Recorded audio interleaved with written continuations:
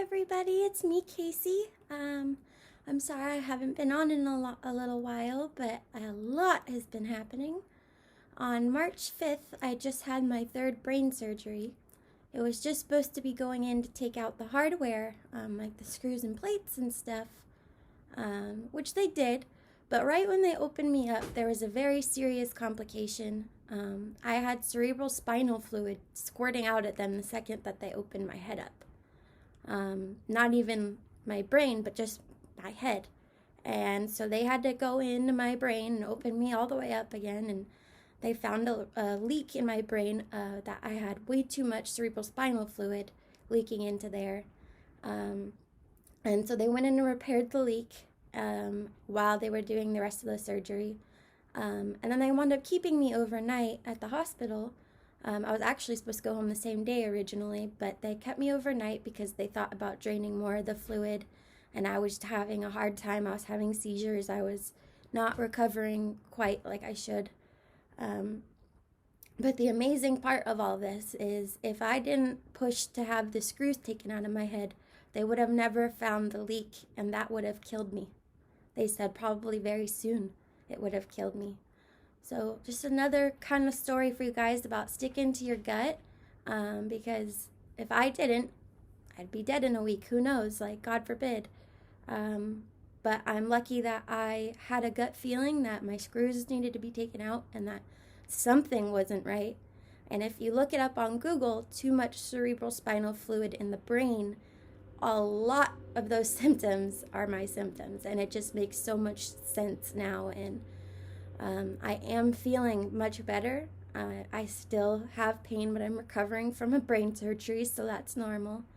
I have an amazing husband who's been taking care of me. He's my angel. I will say that until my last breath, that my husband is my angel.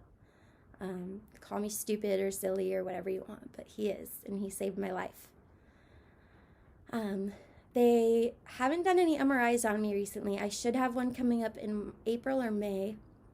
But the main thing was that I got this surgery done, and then I actually had to go to the ER 2 days later because I was having such intense pain, and they weren't able to really get me my medication for whatever reason. So I had to go into the ER. They did a CT scan there, and they made sure that everything else looked good. They said there was still fluid in my head, but it wasn't like an unsafe amount.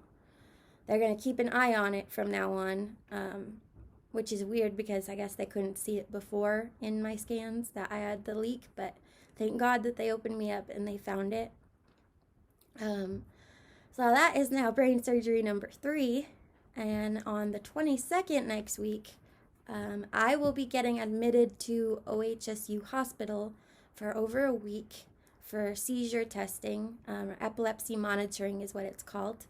I've done all this before. I get locked up in a hospital room for a week. They put all the electrodes on my head again, and then they sleep deprive me. They try and keep my blood sugar really low, all these things because they want to capture a seizure. So it's never fun. I can't really seize when I'm being catered to in a hospital bed. My seizures happen when I'm doing things, or I'm stressed out, or I'm upset about something. So being catered to in a hospital bed, it just makes it very hard. They did the same exact incision as before, so that way they didn't have to do a new scar on my head. My hair covers it completely, but it's healing really, really nicely.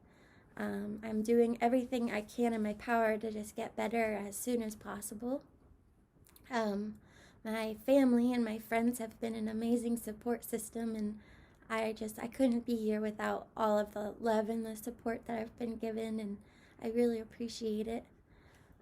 But from here on, I'm just trying to recover. I'm doing the best that I can. I am able to walk. I'm obviously able to speak.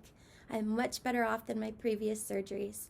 But it is still very hard because brain surgery really messes with everything in your brain. Like, my emotions are everywhere right now because my brain was played around it and it was open, and so that's one of the harder things about brain surgery is when those emotions start taking over, and you just have to push them aside and tell yourself this is just the surgery talking.